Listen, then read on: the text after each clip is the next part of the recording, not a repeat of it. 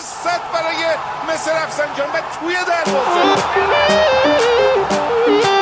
ما یه تیم کهکشانی، یه تیم خوب جهانی، بریم واسه صدر جدول، آره واسه قهرمانی. من به عشق تو همیشه رنگ نارنجی میپوشم، صدای طرفدارامون همیشه میاد تو گوشم که میگم مثل رفسنجانه، برش شیرانه، همه یک صدا میگن طوفان ایرانه.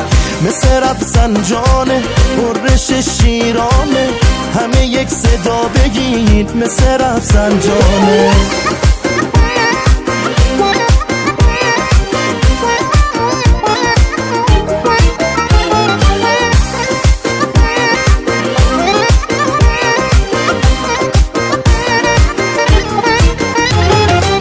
این تیم شهر طلای سبزه، حریف از دیدنمون میترسه.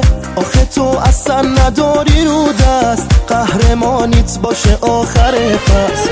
بابا اند دفاعی، تو قلبی خدایی، همه یک صدا میگن با چه صدایی.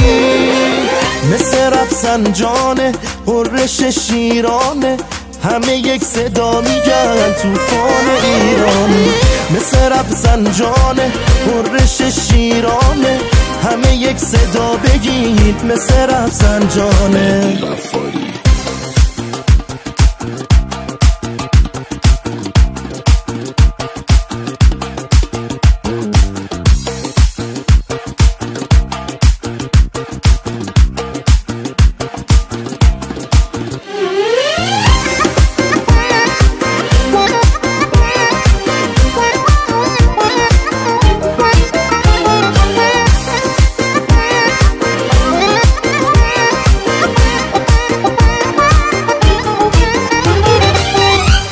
محمد صالحی.